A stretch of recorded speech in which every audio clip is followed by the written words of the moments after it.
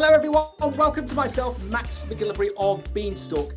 We are very proud to be running this one-off broadcast about Brexit. This year we have run some 50 webinars and broadcasts on various subjects on a UK and international perspective, but we've had a number of calls to set up a Brexit broadcast because, well, it's not that we know exactly what is going on in much detail at this point in time that we'll come on to.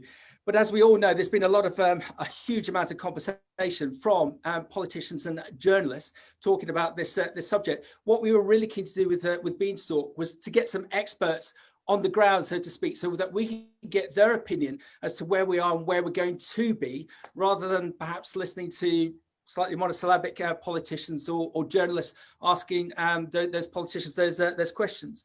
So just quickly, let's do the advertorial for Beanstalk. If you're not aware of us, we set ourselves up as a communication platform to encourage more fresh food, more fresh produce consumption in the UK and internationally. We started off by the series of webinars and broadcasts, as well as one-to-one interviews. And if you watch out next year, we've got some great, exciting things to inform you about as to how we're going to get more people to enjoy and consume fresh produce and fresh food on an international basis. We're really looking to make a difference. We want to create the conversation around fresh produce, fresh food, and not be part of it. To do that, we've got two key routes. We've got our trade connections, and we've also got our consumer connections, which are very significant both ways. And also what we've really enjoyed this year is the partnerships that we've created with the likes of Global Women Fresh, looking to encourage more women to come into agriculture and fresh produce from the farm, from the field, all the way through to board level. They have introduced us through to ITC, International Trade Centre, and She Trades, and we did a great continental broadcast last week. I think we were across 5 continents. We've also set up key relationships with the likes of the United Fresh organisation in the States, and we've got more yet to come with some key South African players next year, but watch this space. So thank you very much to our sponsors, who we would not be able to have got to this point in time if it wasn't for their assistance and actually their faith in what we've done to date and what we're looking to create. So let's get into this. So Brexit. So where are we? Stumbling blocks remain, says Michael Barnier. He's the EU chief negotiator. Talks in Brussels are continuing with 2 weeks to go before the UK leaves EU trading rules. Earlier today, Michael Gove said the UK government would do everything to secure a deal with the EU. He also told MPs that they could be called upon from their Christmas break to approve a deal if one was agreed. But leaders from the EU Parliament said they would not be rushed into approving the deal their end. And we would have to see the text of any agreement by this Sunday, if they were to sign it off by the end of the year. The UK left the EU on the 31st of January of this year, but has remained under many of its rules while the two sides negotiate a trade deal. If an agreement is not reached by the end of this year, by the 31st of December, the UK will have to trade with the EU on World Trade Organizational rules, meaning taxes on goods being bought and sold between the two may be introduced and would lead to higher prices. So what are the basics? Brexit happened, but rules didn't change at once. The UK left the EU on the 31st of Jan, but leaders needed time to negotiate a deal for life afterwards. They got 11 months. We've got 2 weeks to go. Talks are still happening. The UK and the EU have until the 31st of December 2020 to agree a trade deal, as well as other things such as fishing rights. If there is no deal, border checks and taxes will be introduced for goods traveling between the UK and the EU. But deal or no deal, we will still see changes. So let's get everyone in. So everyone, can you turn on your videos? And what we're going to do is we're just going to get everyone to introduce themselves just briefly. And then I'm going to go to each of our panelists just to give a bit of background as to what they're seeing at the moment in the context of Brexit. And then after that, we're going to go into a Q&A session. So please, if you have questions of our experts, please use Zoom. You know how to do it on the bottom toolbar to ask those questions of them. And then I will bat them around accordingly so that we can get the best from everyone. So we're going to run for about an hour or so. We're going to keep the pace pretty lively because it's a pretty lively subject. So let's find out who we've got on. So Joe, let's start from you. Joe, who are you, please? Afternoon, everyone. I'm Joe. I head up the produce team at Kantar UK. For those of you who aren't familiar with Kantar, we basically operate a mini population of the UK and track everything that they buy. So we're helping food manufacturers and retailers understand how to sell more fresh produce, how to improve relationships between each other, theoretically, and provide knowledge to the wider industry, which is what I'm here to do today. Joe, thank you. And Joe's been brilliant at some of the other broadcasts that we've had him on, as you'll find out, because Joe's going to run through some slides as to the context of this conversation. If you want to find out about what is going on within fresh produce and specific sectors, you need to speak to Joe and his team. Emily, over to you, please. Who are you and who are Savills? Oh, okay. Emily Norton, Head of Rural Research at Savills, partner in a family farming business in Norfolk. Spend a lot of time talking to farmers, land managers, institutional owners, investors about what's going on in the land management sector. And Emily, I've got to ask, are you confident about the future? Very much so. Yeah, very much so. Particularly in an environment where a lot of people are feeling quite sceptical and dislike change. What I like to see is there's an awful lot of new entrants still waiting to get into our industry who want their chance to make a difference. And I think, from that alone, we take a lot of positivity. Yeah, but we'll probably talk about it. But bizarrely, this whole thing about COVID, it's made people more interested in food and agriculture. So if it actually creates a boom of younger individuals coming into the sector, it's going to be beneficial for us all. Andy, moving over to you, just as we were talking in the green room, I slightly described you as our very positive joker in the pack. With Andy, we're really keen to introduce him, his colleagues and his business into the fresh food, fresh produce and ag sectors. As Andy will describe, he's done a lot within meat. I think what Andy's offering, what he has got for our sector is going to be very, very positive, because I believe what his offer is very fragmented within fresh produce within the UK and internationally. So Andy, I've put the ball between the posts. You've got the wind behind you. Go on, kick it through. Okay, so first of all, thank you very much for the opportunity, and thank you to referring to me as the new or the boy. I'm not sure which one I prefer more. Yeah, the company Essis, I've been in around trade credit insurance, which is all around transactional risk for more than 30 years. And what we've done is we've worked a lot with sectors where there's traditionally high volume, low margin and high risk. And what we've done within the meat sector is identified where the risk sits, both in the transaction and the end debtor. And then what we've done over a period of time, we've managed to reduce the level of insolvency. So helping companies to trade, to make the right risk decisions, and to maximize profit. And we're excited to now be part of the fruit and veg sector, because we'd like to replicate all the positive steps and services and products we've introduced in the meat to the fruit and veg, and therefore we believe you guys will benefit from that. Andy, fantastic. And then last but not least, we've got the two poster boys of fresh produce. Who should we go for first? Well, let's pick on Tim O'Malley. Who are you? Like the world doesn't know. Poster boy, Maxi, thank you. Tim O'Malley, Group Managing Director, Nationwide Produce PLC. What do? We do everything in fresh produce. We grow it, we grade it, we pack it, we trade it, we import, we export. But probably above all, what we do is we import. We've got offices and businesses and depots in Belfast, 2 in Holland, 1 in Spain, 6 around the UK mainland.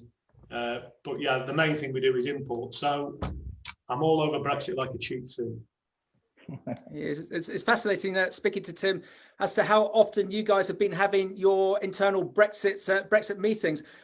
Tim, has that accelerated? Are you literally every day having a meeting internally about Brexit? I just come off one now actually. So we've been having them every week for the last couple of months, and then we're stepping them up to 2 or 3 a week. Just come off one today, next one on Tuesday. Yeah, it's a big part of what we do. So we're trying to plan and be as prepared as possible. Tim, just out of curiosity, you didn't listen to the webinar with the government this morning at 10:30, did you? Yes. Which one? With the one I was on, I had to bail out after half an hour because the sound quality was so bad. And I just couldn't hear the delivery of what they were saying. But I suppose that's just the issue of the modern communications that we have at the moment. Yeah. So last but not least, our final poster boy of the fresh produce sector, Jack. Please tell everyone who you are. Max, you're too kind. Jack Ward, and I head up the British Growers Association. British Growers is an organisation of organisations. So we've got about 26, 27 organisations that operate across the fresh produce sector and very much in the production end of fresh produce, dealing with both fruit and vegetables. Fantastic, Jack. Thank you. So let's move over to Joe. Joe, I have switched on your screen sharing, so we won't make the normal mistake I make. So we'll start with Joe, and remember everyone listening in, questions. If you've got questions of our experts, please fire them in, and we'll start this round robin. We'll just get everyone's views to where we see Brexit at the moment and where it's going to be. Everyone, apart from Joe, can we just turn off our videos so that we can all see Joe's screen properly? Thank you. Joe, over to you. Good stuff. I take it you can all see this. So when it comes to measuring the impact of Brexit, obviously there are so many complexities, the logistics, etc. Kantar is really not well geared up towards to looking at that. However, what we are able to do really effectively is look at the impacts on consumers when there have been similar, although you can argue there haven't been any similar one-off shocks in the industry, such as previous recessions, the financial crisis, coronavirus response, etc. And I think what's really important to understand is that although we could be facing some sort of official recession, some sort of immediate short-term impact from Brexit, there is a consumer reaction that goes on far longer than that. So while in the Great Recession we saw an official impact of 15 months, the consumer recession, where consumers were managing their spend very closely, belt tightening in lots of areas, lasted about 6 years. This is what we've been saying since March when the coronavirus hit. We have now the added complexity of Brexit, which introduces higher inflation into the mix, which will no doubt have a strong consumer reaction. When we do talk about inflation though, generally people don't stop buying fewer groceries. They carry on buying the same number, if not more than they did, and look to make savings in the sort of higher spend discretionary items like holidays, meals out, that sort of thing, entertainment and leisure. So historically, if you look at this chart, we have weathered inflation pretty well. And as we were discussing prior to this meeting kicking off, sometimes it is the deflation and bringing prices down to such an extremely low level that has a real negative impact in the market, as we can see from 2013 to 2016. So what this doesn't capture, importantly, is the supply shortages expected from a no-deal Brexit. And generally, when we look at one-off economic shocks, there are 4 levers that shoppers can pull to retain their spend, to manage their spend and just tighten their belts a bit. First is buy less stuff. It's not very attractive buying fewer groceries. We all need to feed ourselves, and I very much doubt that extra volume is going to come from the out-of-home sector. We could shop in cheaper stores, as lots of people traded down to the German discounters after the impact of the Great Recession, or at that particular time we could buy more on deal or choose cheaper products, which were the number 1 and 2 drivers of shoppers saving money during the last recession. Now, I suppose what this doesn't capture is the extremely different pattern that we'll see if short-term supply issues arise. So things will be different, and probably the most significant thing will be we will be buying less stuff if there are supply issues, and probably because the prices will rise as well. Promotions conceivably won't be as big of a thing at all. Arguably the least significant lever shoppers will be able to pull if we come out with no deal. We probably won't be shopping in cheaper stores in the short term anyway. Store loyalty has grown since coronavirus kicked in, and it's very unlikely that we're going to be hopping around stores while there's a health risk. As well, we're probably not going to be choosing cheaper products because the products are going to be inherently more expensive when the inflation kicks in. So these are all short-term things that make forecasting the reaction extremely difficult. I think it's probably pertinent to look at how this will play out long-term as well, if we all accept that there will be some measure of inflation in this sector affecting different categories.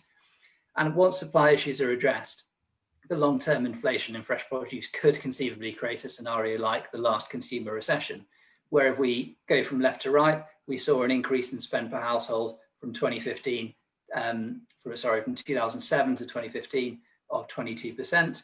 That would have been 36% had it not been for shoppers managing their spend in various ways. So we bought more volume, but we coped with buying more volume by shopping in cheaper stores, but most importantly, buying more on deal when brands ramped up promotions and choosing cheaper products.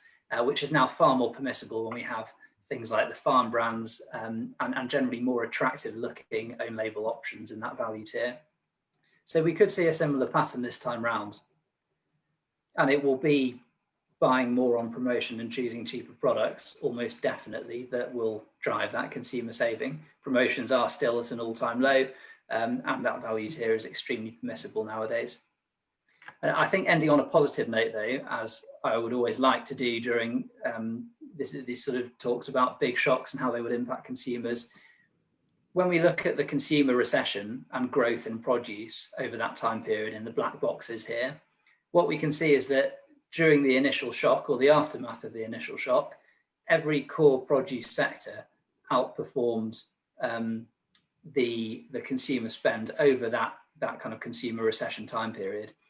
So while there's going to be some short-term impact and inflation, and that's going to be really difficult to manage, awful logistically, actually, when we look at supermarket sales, this isn't a sector that shoppers are going to stop buying. There may be some teething issues, but it's well positioned to weather the storm in a long-term kind of environment of shoppers looking to manage their spend. So hopefully that leaves you with some positivity, and it will be very interesting to see how this all plays out. So do get in touch if you have concerns about your individual categories out there, and I'll do my very best to help you through it by gazing into my crystal ball.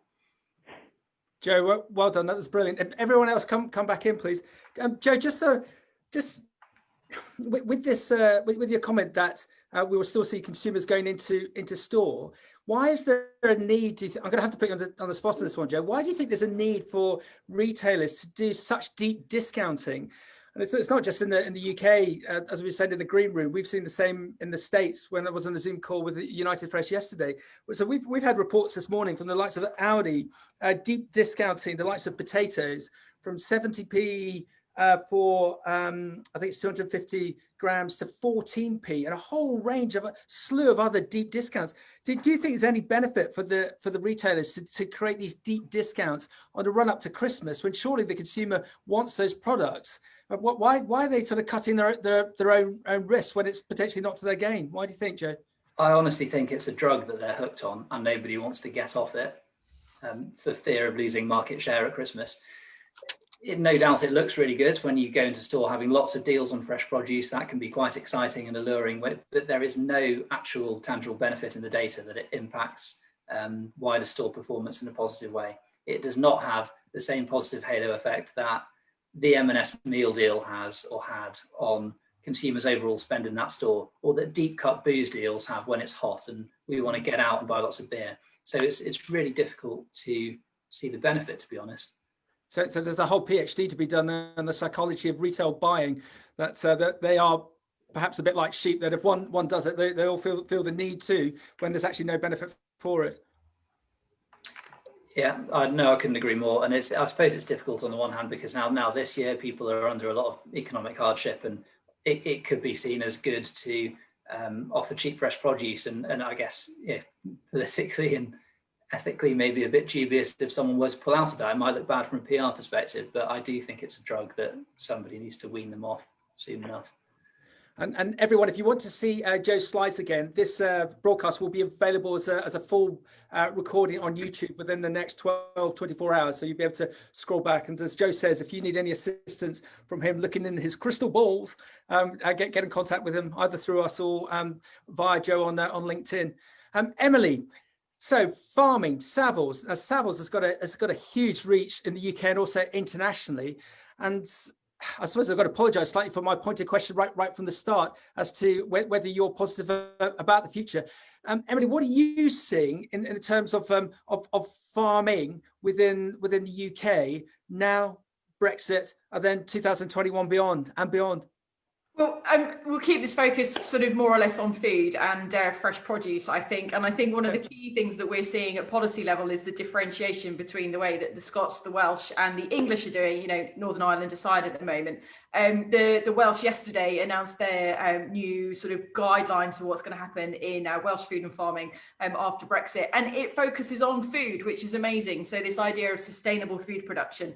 And it is the opposite to the situation that we're getting in England, where all of the agricultural policy is focused on the environment, and food is this thing that the market has to cope with. So if you are in a fresh produce supply chain, or if you are in a situation where you are growing any kind of produce which is going to go into a manufacturing sector, agri-food sector within England, and then the situation is quite different, and the market rules might be very different from that perspective. And Emily, one term I've always used in all of these broadcasts is that the government has always stated that we are but 4 missed meals from anarchy. So if the consumer and Brexit creates a situation where we can't have meals on the table, do you think we might actually have a social, economical and political issue come January 2nd, 3rd, 4th, 5th? And of course, I mean, didn't coronavirus show us that actually, you know, the whole debate around the future of agricultural support in this country and what happened with coronavirus in March really helped to highlight that food security is a real thing. It's not a theoretical thing. Actually needing to get food onto shelves is a problem. What I thought was really interesting in the government's messaging was saying that supermarkets are feeding the country. And it was very much this sort of shift of responsibility onto the functioning of supply chains to say that, you know, food security is not a government concern. Government is not feeding the country. Government is not making sure that this stuff happens. Supermarkets are feeding the country, and it's up to them to make sure that the food is reallocated and got to the people who need it. So do you think, Emily, that's because they want to pass the buck in case there is a train crash? I'm not sure. I mean, if there's a train crash, the buck has to stop somewhere, and ultimately it will stop with government and government policy. But I do think it's a little bit glib for you know, just the collective self-interest, I think, is the best way to describe supply chains that they work. They're all interacting. It's massively complicated, and things and people elbowing up against each other, and, you know, each trying to sort of act in your own best interest in securing that produce to make sure you've got it to be able to sell to consumers.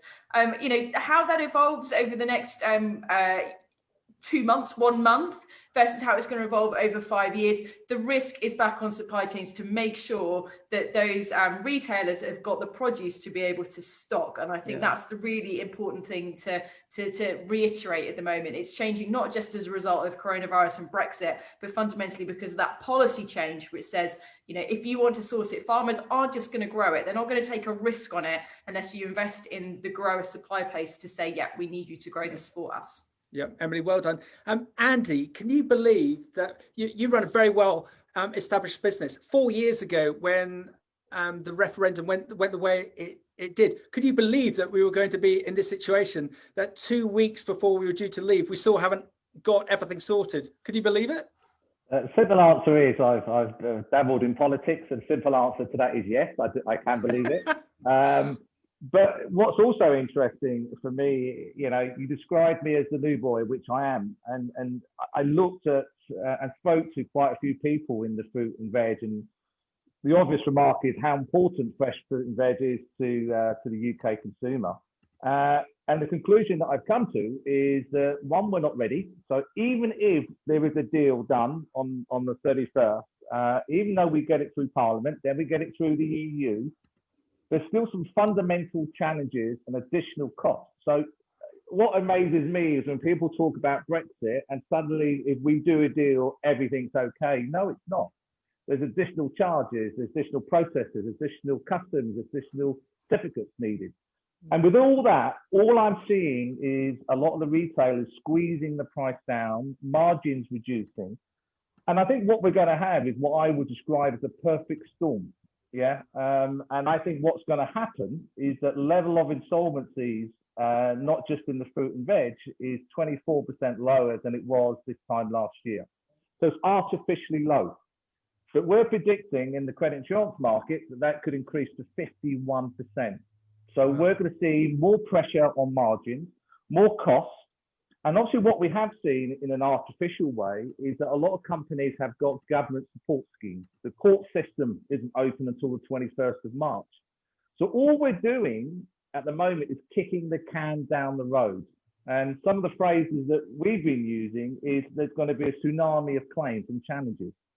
The fruit and veg sector, from a risk, I'm an underwriter, so looking at the dynamics of the business and the margins and how it trades, I'm not sure in certain parts of, I mean, let's go back one step. 60% of fresh fruit and veg is through the retail sector.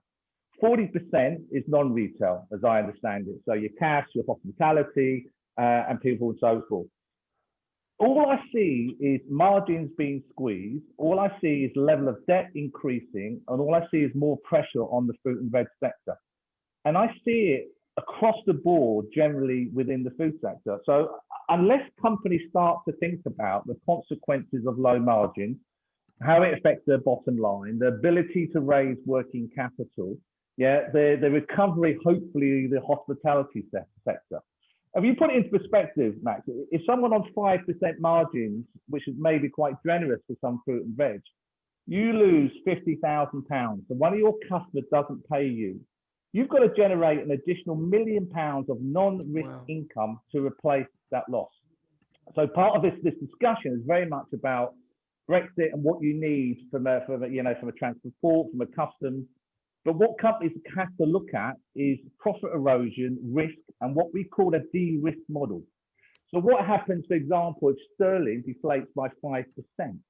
Then you've got increased costs. Then you've got pressure from the retailer. So you're going to have all these companies in the middle that's going to be squeezed. And then when we talk to some of the retailers, the impression we get is that they're not going to carry those additional costs. They suspect the supplier. So margins have become even more under pressure. So I think if we're not too careful, I think part of the lack of supply will really be down to companies saying, I've had enough and I'm not going to trade anymore. Yeah. And when you look at the banks, when the banks look at funding, they'll look at margins as part of their criteria. If the margins are not there, we're going to find some of these companies unable to get working capital. So I see Brexit as part of the problem, but I'm going to say that I think margins and low margins is probably a bigger risk to the industry than potentially Brexit. Well, and Andy, where that's fascinating is the conversation I was involved with yesterday with United Fresh on a Zoom call to a number of produce companies on the eastern side of the States, that it feels like they're 3 months in advance of us, because the retailers there are looking to stock their stores with more fresh produce and less high value items, but they want the grower and the marketeer to have even further eroded margins. So it's going to be fascinating to see how that pans out. Jack, thoughts, please? I couldn't agree with Andy more. This issue of low margins, absolutely critical. And as he says, I think probably this is a much bigger issue for UK growers than Brexit. This question of margin, has been ongoing for several years. And actually, we've seen a really good example of what we're talking about in the last couple of days with these massive discounts that are being applied to seasonal vegetables in the run-up to Christmas. We've seen adverts where the conventional price of things like carrots and parsnips and potatoes has been cut by half, and then you see the discounters cutting the margins even further. And I think one of the issues is it gives the consumers a very false perspective of actually what it costs to produce food. And I think if we look to the future, we're all about zero carbon. We're all about doing things in a more environmentally sensitive way. There are going to be real issues around the use of crop protection products over the next 10 years. And the only one thing you can conclude is actually the cost of producing food is going to get more expensive. And I think as a society, we're just going to have to have a grown-up conversation about what it costs to produce food. How much should we realistically be paying for food?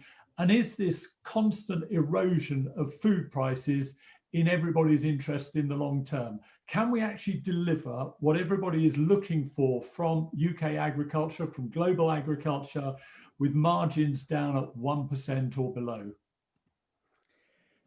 Jack, thank you. Tim, you and I, over the last 10 years, have done multiple interviews together where we've gone round and round this subject. Tim, you have the floor. It's interesting to see what Andy said there, from somebody from outside the industry. He's obviously just done a bit of research on it and picking up on that fact straight away. As a numbers guy, as an underwriter, The only thing I would say is that when you use the example of 5%, that's a bit pissed. You should halve that, really. It should be about 2.5% net margin that we work on. The risk to reward factor that we work on in this industry is barking. And it's simple, really. What happens, it drives production abroad. And that's what we're seeing. So 67% of fresh produce consumed in the UK is imported, about 6 million tonne from over 95 countries, with about a third of that coming from the EU. And that's going one way. That's going up. And it's all about risk to reward factor for growers. The amount of there's some seriously big growers out there contemplating just packing it in the UK and moving production over to Poland and particularly to Eastern Europe. Because they've basically got better things to do with the time and the money. It's ridiculous, the margins we're working on. And now we've got Brexit coming in, and it's just going to increase costs. There's a lot of talk about deal or no deal, but what we're overlooking here is whether there's a deal or there's no deal, we've still got this massive tranche of extra paperwork. What all the deal does is reduce part of that paperwork, and that's the duty. Yeah. So the main thing a deal will do is give us some clarity on whether we've got a duty or not. Hopefully not.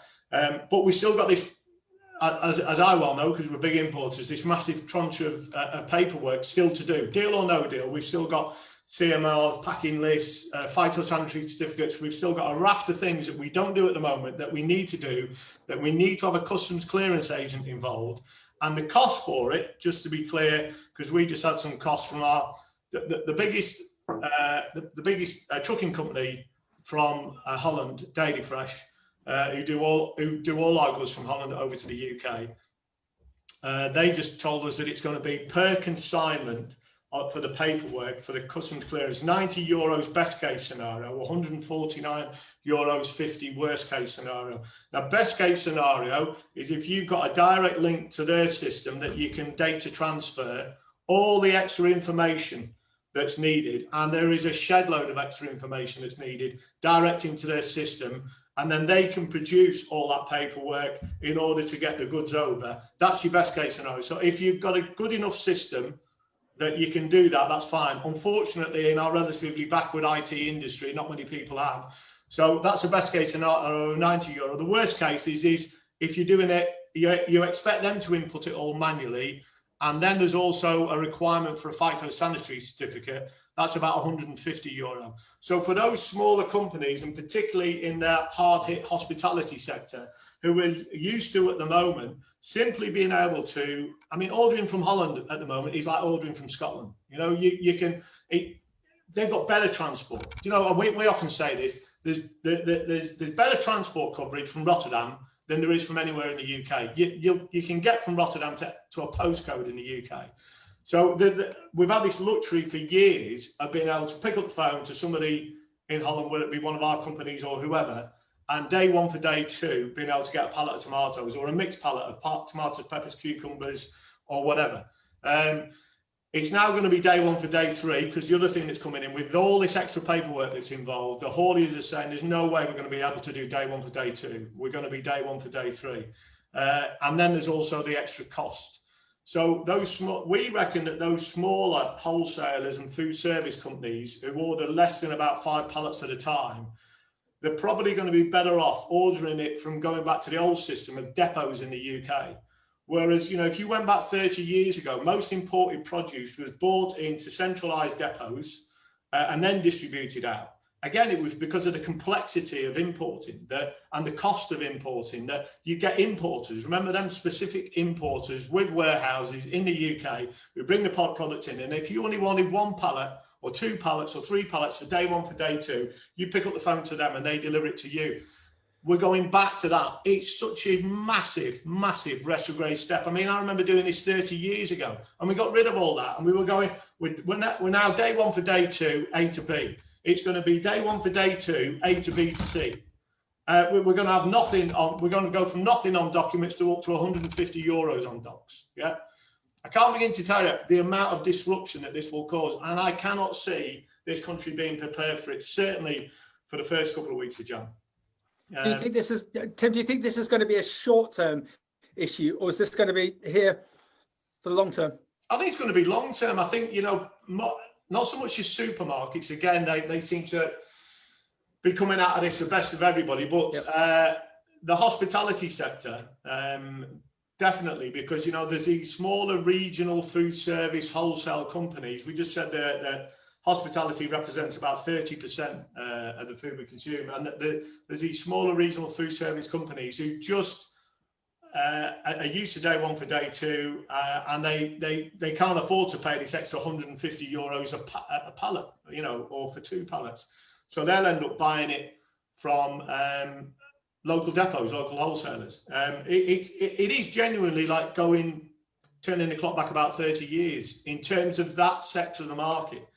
So it's definitely going to drive costing. And I think what the retailers will do, that the cost of the customs clearance cost that I was mentioning there, they'll just tell the packers that you've got to swallow that, like you've got to swallow everything else. So another erosion of margin for the packers. Jack, do you think that Tim is a lone voice, or is he speaking for the industry? No, I think he's absolutely spot on. I don't think we've begun to contemplate just how complicated we have made the system. You know, we've turned what is a seamless system into something that's incredibly complicated. And I know what I've seen over the past sort of 6 weeks is a sort of frantic panic to try and get as much stuff on our side of the channel as we possibly can. Things like seeds. We import a lot of seeds for vegetables from various parts of the EU. There's been a real scramble to try and make sure that that seed is in the UK before the 31st. Plants, things like apple trees, strawberry plants. You know, I don't think we've just begun to understand at all how difficult it's going to be. And actually, you know, and even in the UK, when you start looking at the situation with Northern Ireland and how you move stuff from the mainland across to Northern Ireland, I've been talking to a company that does mushroom compost, and they supply mushroom compost to Northern Ireland. And, you know, the arrangements to enable that to continue on the 1st of January still are not in place. God. Emily, are you seeing the same thing? I'm just thinking that myself, you, and Joe seem to be the more positive out of everyone here, but we need to be realistic. That it does sound. Sorry, somebody described me the other day as a pragmatic optimist. You know, and maybe that's the thing. You know, it is a question of business finding a way, and undoubtedly, all of these frictions, all of these problems are just things that need to be solved, and business will find a way of solving them again, and the processes will be created. But it's incredibly easy for me to say that because it's not my job to try and sort it out. You know, for you guys on the front line, I can see how it's incredibly disruptive and really quite frustrating. So, you know, there's not a lot more that can be said. Of course, change is always going to be difficult. Andy, Tim, do you think there will be solutions? Do you think the likes of Nationwide Produce and businesses like yourself, Tim, will come up with solutions? Do you know what concerns me at the moment? We're already getting stuff falling through the cracks. I mean, we've got a real concern about, Jack will probably know about this. From the 1st of January, our one true success story on export is banned. Yeah. So in this country, as I said, we import 67% of our fruit and veg, and it equates to about £5 billion worth and rising. Yeah. We export nothing. We export next to nothing. We are pitiful on exporting. And I know AHDB are talking about doing a lot of work about trying to get us to export more. And the irony of that is that, so by comparison to the 5 billion and rising that we import, we export 200 to 250 million. And do you know what? Amongst that poxy 200 to 250 million, there's one shining product that we export week in, week out, and it's the only one, and it's potatoes to Ireland. And a lot of people will be surprised at that, exporting spuds to Ireland. It seems like coal to Newcastle, sand to the Arrows, whatever you want to call it. But it's because our Fenland potatoes produce a particularly good chip, and the Irish are very fussy about the chips, and they love our Fenland potatoes. Not just the Fenland potatoes, other potatoes as well, but we export week in, week out, not just us, but a lot of people, week in, week out, potatoes to Ireland. We export about 100,000 tonne of wort potatoes to the Republic of Ireland every year, and about 40,000 tonne to Northern Ireland, which equates to about 112 full lorry loads a week. Yeah. Now, from the 1st of January, that is banned. because potatoes are on the high priority plants list. So they need something called third country equivalence. Now, there's some confusion out there that we're going to need a phyto to export potatoes. It's not even that. They're banned. Potatoes will be banned from export to Ireland, our only shining success story. And the government seem to be doing very little about it. At the moment, it's not solved. And and just to make matters worse, the potato job this year is absolutely on its backside. Because we had so much disruption last year with the whole food service industry being knocked out. There's a bit of an oversupply this year, and the spot potato market is terrible. And then we're about to take away the export market. And then the other one, you mentioned seed potatoes there. I mean, that one's even more barking. That gets tied up with potatoes as well. But it's not just people get through. It's not just Ireland. It's Northern Ireland, because there's no border. Because there's no border between Ireland and Northern Ireland, effectively no border. It's one, let me get this word right, epidemiological area. So it's counted as one from a plant health point of view. So we can't export potatoes to Ireland or to our own Northern Ireland, despite the fact that we've got a burgeoning demand, and it's our one true success story. And seed potatoes, I mean, that one's even worse. That's a success story as well. We export a lot of seed potatoes, particularly from Scotland, over to Ireland and Northern Ireland. And apparently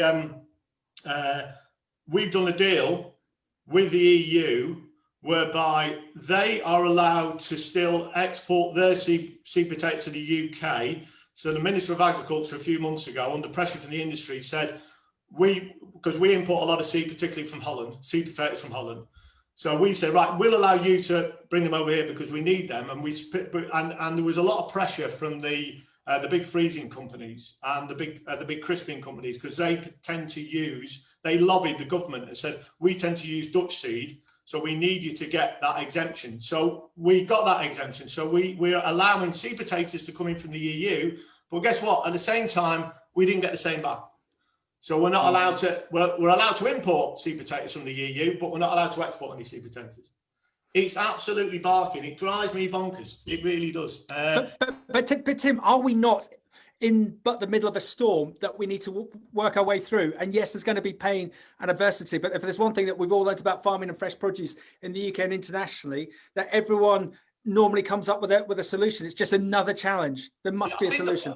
I think the thing that concerns me more so about wort potatoes and seed potatoes, I think the thing that concerns me on wort potatoes is that if we skip a beat here, if we because it's not getting any spotlight at the moment, because it's very low priority, and the longer the time goes on, it's looking like we are going to be banned from exporting potatoes. This 140,000 tonne that we do, our one true success story, to Ireland and Northern Ireland from the 1st of January. Now, eventually, maybe the spotlight will get shone on it, and maybe if we're really lucky, within 2, 3, 4 weeks, that ban might be lifted. Yeah. In the meantime, you'll have, particularly because the job's overdone as well, you'll have the Dutch and Belgians and French all over that one like a rash.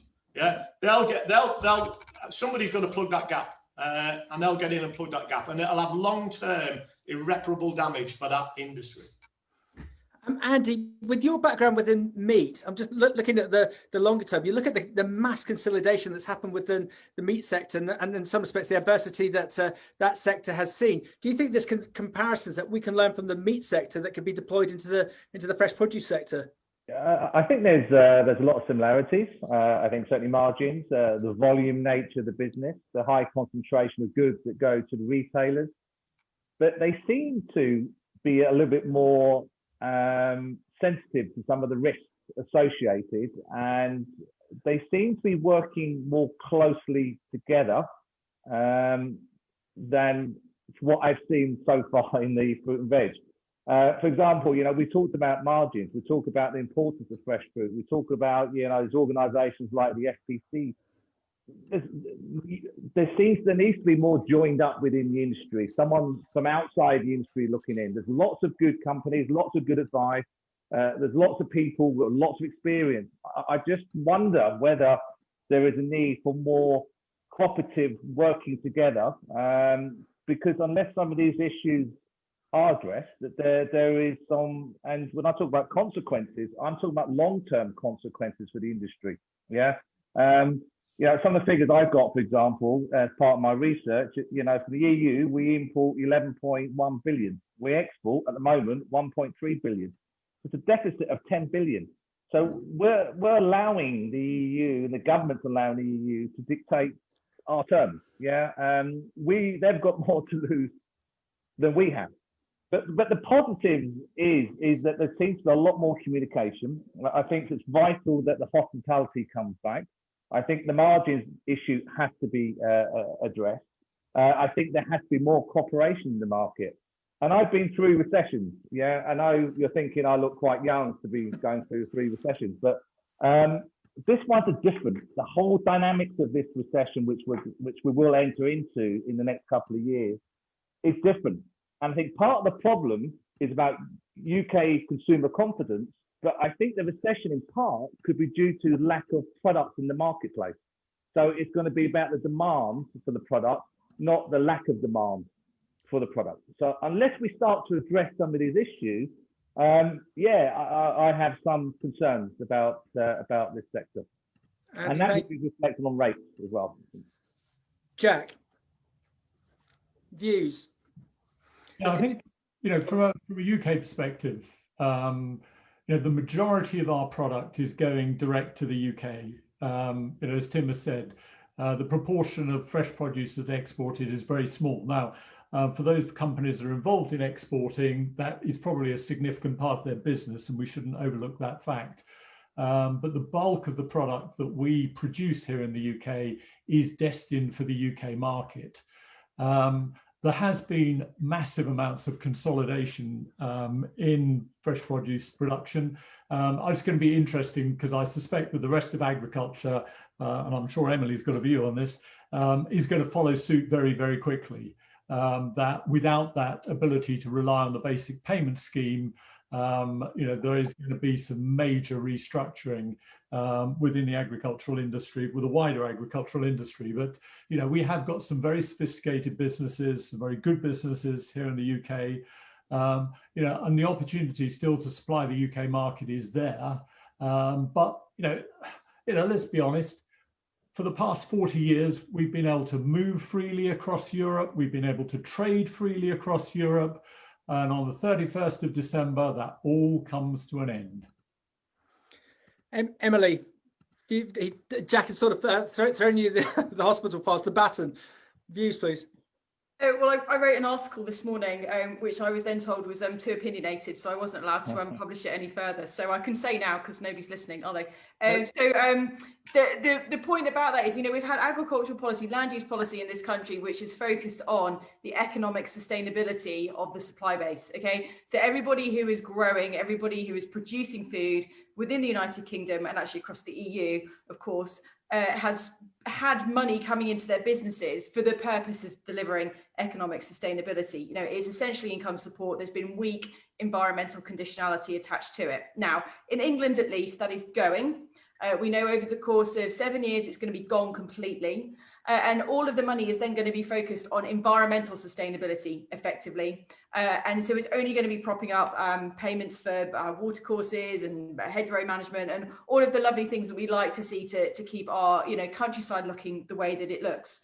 So who's going to be focusing on economic sustainability of the producer base? And I don't think that, at the moment, we're really aware of it. In these very dedicated supply chains, if it's a single product, meat, for example, or dairy or horticulture, it's much easier to see the beginning to end supply chain. And I think we need to get smarter, and I think legislation will come, and it's within the Agriculture Act in order to regulate those supply chains to work better. And I'm not talking about the Groceries Code adjudicator here. I'm talking about some fundamental definitions of what we mean by contractual fairness.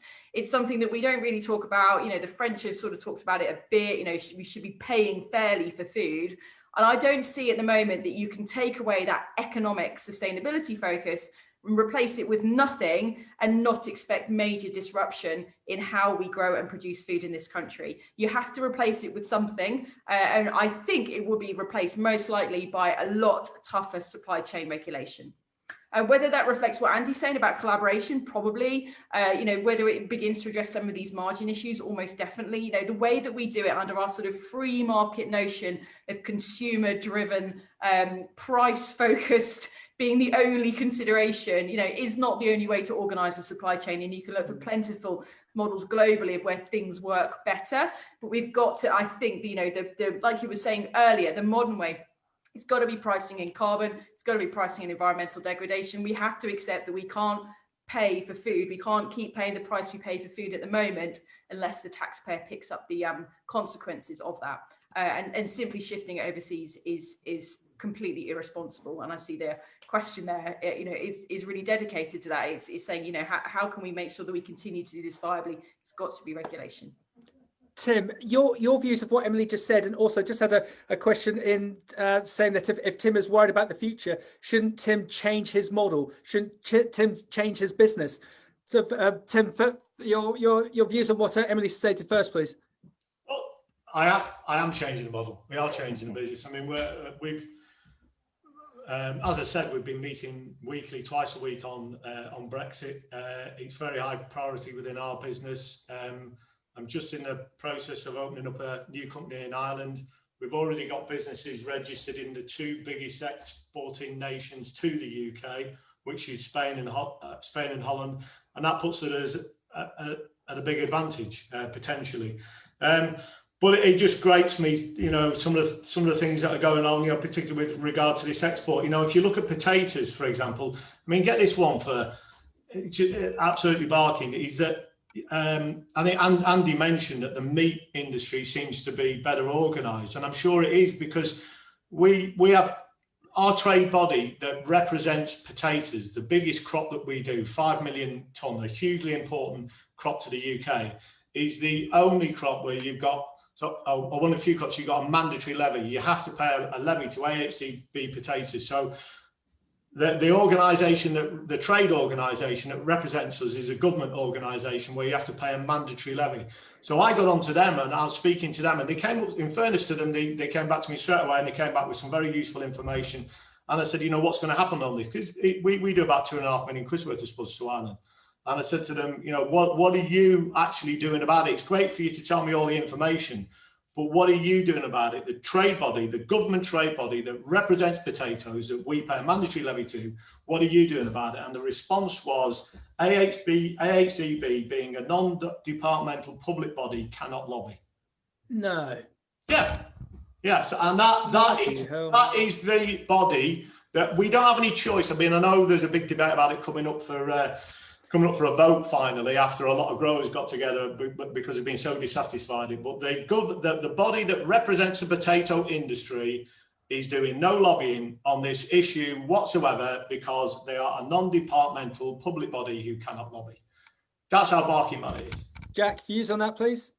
I mean, yeah, it's absolutely crazy because one of the planks of the new HDB strategy is all about opening up export markets. Well, we could start the process by trying to avoid closing off the existing ones. Yeah. Okay. And we're going about carbon footprint. I mean, that seems ironic to me that we've got a government who keeps reducing it from 2040, 2035, 2030, and Emily mentioned there being more sustainable and so on. I honestly think Brexit is going to be massively increasing our carbon footprint. It's as I just said to you there, you're going to be going from A to B to A to B to C. Definitely, you're going to be certainly for your smaller customers, food service. It's going to be more about product coming into a centralised depot in the UK, being held, and then going out again, rather than product going directly. It's going to increase the carbon footprint and therefore increase the cost. Yeah, we'll look at an example this week that was disclosed by the grocer of mine, Weir and Willis, that they had 2 containers of ginger coming in from overseas. It was due to come into, I think it was Felixstowe. Felixstowe is full because they've got 11,000 containers sat on the quayside full of PPE that aren't being used, and there's nowhere else to put them. So that that ginger's ended up in Rotterdam, and they can't get it back by truck because, guys, Tim, you know better than I, it's designated as sea freight. So it's got to come back by sea, and it's going to be 3-4 weeks late. When you think of that carbon footprint, let alone the 11,000 containers of PPE sat at Felixstowe. And Andy, I'm still trying to trying to track some positivity to this conversation for all the valid reasons that the likes of Tim are saying. Where I'm stood here in Bury St Edmunds, a mile north of me, there's a £70 million glasshouse build by an amazing business called Low Carbon Farming. So that glass house is going to be the size of the O2, and unbelievably, in parallel, they built another glass house just on the eastern side of Norwich for the same cost. So again, I think Tim mentioned some of the figures that 80% of our salad crop is imported in. There's a lot of money being attracted into the fresh produce sector in the UK for builds such as that. And the last time I looked, Low Carbon Farming, they were desperate to have something like 20, 30 additional sites in the UK to try and capture that market. So yeah, it does feel that there's a bit of an evolution going on, that once this has settled out and we see where the market is, there's going to be a lot more investment coming in the respect of fresh money coming in, pension fund money coming in to try and feed the nation. Joe, what's your thoughts of that with Kantar? Can you see that there's going to be an uptick of a change of dynamics of growers, that we will see more high-tech growers in the UK, and that will be beneficial to the sector? I guess we've already got vertical farms as a sector coming in, haven't we, and challenging existing players. So there are eye-watering inflows going into that sector. You can kind of understand hypothetically what the benefits would be, but I don't think anyone has gone far enough down the road to see if that actually pays back yet. So you know, that's coming as a disruptor. I think when it comes back to you know, the price cuts and the pressure on margins, regardless of what sector this comes from, there isn't a really strong relationship from what we see in our data between prices dropping and volumes increasing. So produce, not one of those things where drop a bag of carrots half price for Christmas and the volume goes up. It doesn't. And so it kind of makes you think that's a longer term education piece to consumers about the value of fresh produce, about the value of nutrition from it, and you know, understanding that we can't keep producing stuff as cheaply as it is and expect the same kind of nutritional quality to come through. So it's all about, you know, it's our health, it's our long-term health, and it's all the short-term decision making around who wins biggest market share at Christmas, no doubt fueled by Kantar data being put out there to tell them whether they won or lost. That's really causing us this problem. Andy, just coming to you, because I think it's fascinating having you on. If I could give you a magic wand, how can you fix the ills of our sector, of the fresh produce sector, so that everyone can benefit from it? Okay, interesting question, and not an easy one to answer.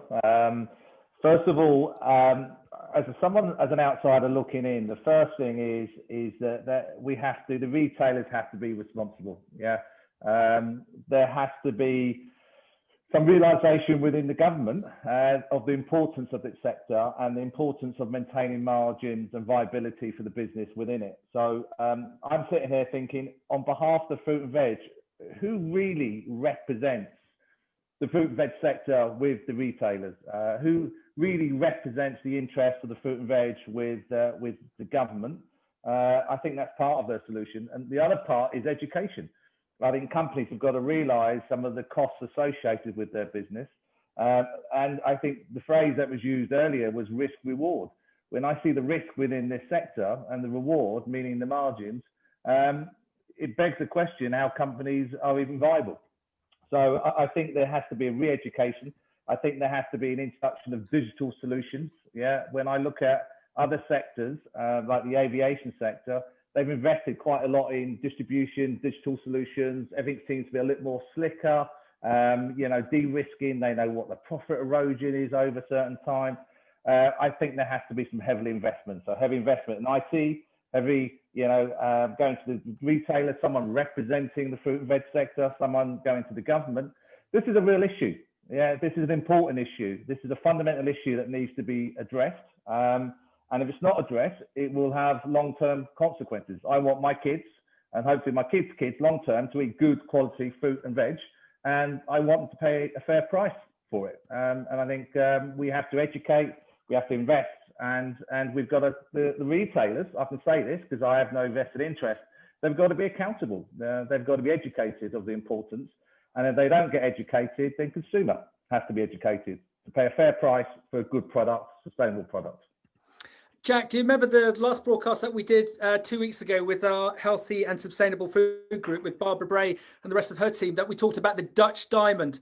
So Andy, the Dutch have got this fairly well sorted, that they have what they call it, a Dutch diamond, and just hold my hand, Jack, if I get it wrong, that they have very strong links with government, with growers and tech, and they create this diamond and call it the other buzz term, the circular economy. So the Dutch horticultural fresh produce sector works in union with everyone. And this is something that Jack and I and the other members on the other broadcast debated long and hard. Tim, we might be coming to a solution. That it feels like this is the crunch hour where there has got to be a change for the likes of you and the other growers and marketeers out there. There has to be a change. Everyone, we're starting to run out of time. This has been fascinating. If I could just come to you all individually and just ask you this question: what do you see now, and what do you see in the future in the respect of the fresh produce sector in Brexit in 2021 ongoing? So what do you see now? What do you see in the future? Emily, can we start with you, please? Yeah, I see a continued interest in short supply chains and food security, and how that's benefit particularly the farm stock sector and the local sector, and people really valuing food as a result of coronavirus more. And I hope we can sustain some of that long term. I think we've alluded to it a little bit already. And actually, it's nothing. It's the way the underlying rules of the market are changing, and the way that that's influencing corporate and investor behaviour in particular. I'm particularly interested in the green finance strategy and the stuff around the task force on climate-related financial disclosures. It's technical, but it basically means that every listed business, including supermarkets, start having to disclose in their corporate reporting their impact from climate, not their impact on climate, but their impact from climate change. And that's what's creating this bias towards onshoring. If we can prove sustainability, we can prove that it's better to grow it here than it is to import it from overseas. And that's why I think this investor interest is beginning to show up in the glass houses that you were referring to earlier. Joe, what do you see now? What do you see in the future? There's definitely going to be a short-term shock where we look at, lots of sectors inflating. Consumers aren't going to want to pay those higher prices, but fundamentally, lots of fresh produce, you still need to eat it. People still need to feed themselves. I think a real tragedy will be, short-term at least, we were seeing real momentum building towards everyone getting their 5 a day. So like real sort of tangible health to everybody. That's only going to slide back if we have availability issues. And if prices go up, you're going to have the hardest hit, the most impoverished in our country, not able to feed themselves good, healthy, nutritious food. So, in the short term and in the long term as well, the prices keep going the way they would be in short term. That's a real concern. Obviously, you have to price stuff fairly as well. So there's a caveat there too. Hopefully, there's a middle ground.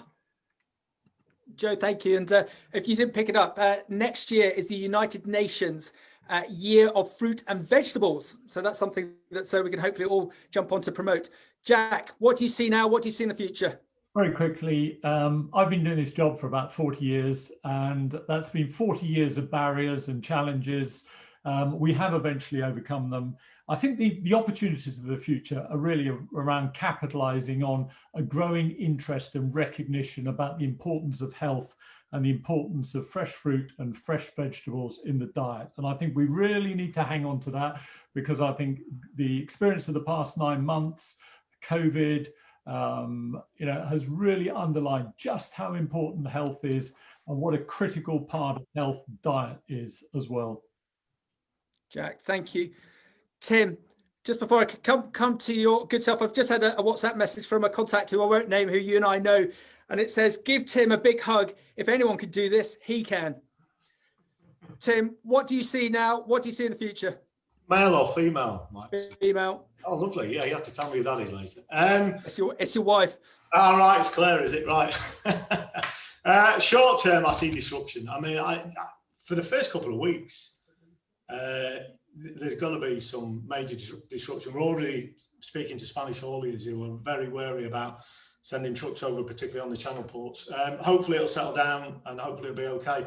Longer term, it's driving more inflation into fruit and veg, definitely. There's costs to it, whether it be the cost of paperwork, which I just mentioned there, the cost of preparing the paperwork, the cost of putting it into centralised depots and moving it out again. It's driving inflation. And I fear that our customers, and particularly the supermarket sector, will just expect the packers and growers to swallow that inflation. And therefore, as Andy alluded to earlier, our already ridiculously low margins will be eroded more, which will drive more production abroad. It all sounds a bit doom and gloom, but I just see that there is that extra cost, there is that inflation, and again, we're driving production abroad again. Tim, thank you. And Andy, I think it's been fascinating having you on. I described you as the new boy. I described you as the positive joker in the pack. But actually, I think what's been really beneficial is having someone with your business perspective and cold eyes and looking at the sector, seeing fundamentally what's right with it and fundamentally what's wrong with it, and telling us.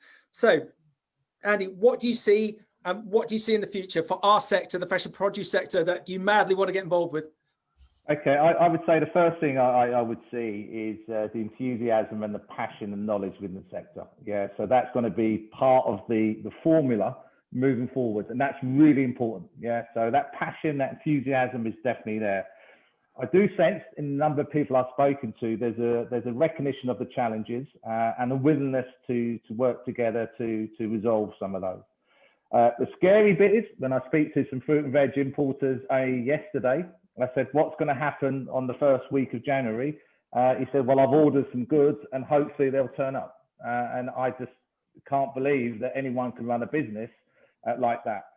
But what I'm confident about is, and I've seen it so many times, and the fruit and veg is such an important sector, the people I speak to, the enthusiasm, the knowledge, the willingness to change, it will succeed. And all we have to do at the moment is address some of these fundamental issues. And I think those issues will be overcome. And I think the fruit and veg sector can only go from strength to strength in the future. But it's just the short term that I'm more concerned about. But yeah, it's I would say this: it's the people I've spoken to are more fun than the meat sector. But don't tell them that. Well, have you not met Tim before? No, there is exceptions. No. Everyone, I'm going to date stamp this. So it is 7 minutes past 3 on Thursday, the 17th of December. We're 2 weeks before the end of the year and before Brexit happens. It'd be fascinating to get you all back on at some point, I don't know, summer of next year, to see where we are at that point in time. Are you all up for that, please? Yeah, I'm very happy. Fantastic. Oh, yeah. So everyone, be safe. Let's see what happens. Thank you very much for participating in this. I think this has been such a fascinating broadcast for us all to be involved with. Fingers crossed. Let's see what happens. It's going to be a roller coaster. Thank you. Well done, everyone. Thanks. Have a great Christmas. Keep safe. Thanks, Max. Bye.